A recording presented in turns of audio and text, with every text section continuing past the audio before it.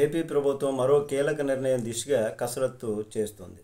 Excise శాఖ రాష్ట్రంలో తీసుకొచ్చినటువంటి కొత్త బార్ల పాలసీ అనుగుణంగా టెండర్ నోటిఫికేషన్ జారీ చేస్తుంది. అయితే కొత్త దరఖాస్తులకు ఆశించినటువంటి స్పందన రాలేదు. దాంతో దరఖాస్తుల కోసం సమయం పొడిగించుకుంటూ పోతున్నారు. బార్ల నిర్వాహకులు కూడా ఏఈఆర్డీ పైన అభ్యంతరం వ్యక్తం చేస్తున్నారు.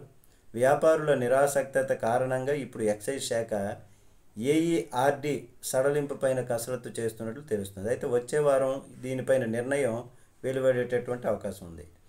ఎక్సైజ్ శాఖ ప్రభుత్వం ఖరారు చేసిన కొత్త బార్ల పాలసీ మేరకు రాష్ట్ర వ్యాప్తంగా 840 బార్లకు కొత్తగా నోటిఫికేషన్ జారీ చేసింది.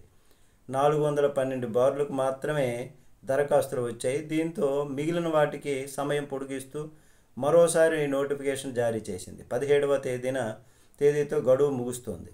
అయితే 96 బార్లకు మాత్రమే దరఖాస్తులు వచ్చాయి. మరో 336 బార్లకు దరఖాస్తులు రాలేదు. ప్రధానంగా గోదావరి ఏజెన్సీ ప్రాంతాల్లో బార్ల నిర్వహణకు వ్యాపారులు ఆసక్తి చూపించడం లేదు.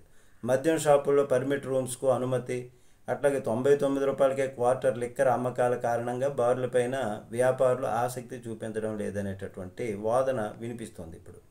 అయితే దీంతో పాటుగా అదనపు ఎక్సైజ్ రిటైల్ ట్యాక్స్ భారంగా భావిస్తున్నారు. ఇప్పుడు ట్యాక్స్ పైన ప్రభుత్వం పునరాలోచనలో పడింది. రాష్ట్ర ప్రభుత్వం సరఫరా చేసే మద్యం పైన 15% అదనపు ఎక్సైజ్ రిటైల్ ట్యాక్స్ వసూలు చేస్తున్నారు. గత ప్రభుత్వ హయాంలో ప్రభుత్వమే మద్యం షాపులు నిర్వహించింది కాబట్టి బాధ లేదు. బార్ల పైన మాత్రం ఈ పన్ను వసూలు చేసింది. కూటమి ప్రభుత్వం అధికారంలోకి వచ్చిన తర్వాత మద్యం అమ్మకాల్లో మార్పులు చేశారు. వ్యాపారుల నుంచి అభ్యంతరం వ్యక్తం అవుతున్నటువంటి ఏఈఆర్డీ రద్దు చేయాలనే ప్రతిపాదన పైన భిన్న అభిప్రాయాలు అయితే ఇప్పుడు వ్యక్తం అవుతున్నాయి. దీనిని రద్దు చేస్తే ప్రభుత్వ ఖజానాకు నష్టం వాటిల్లుతుంది.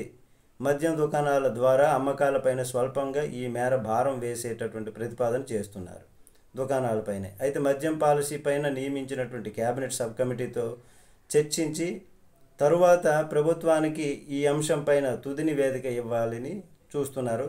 దసరా తర్వాత ఏఈఆర్డీ పైన తుది నిర్ణయం తీసుకునేటటువంటి అవకాశం అయితే కనిపిస్తోంది.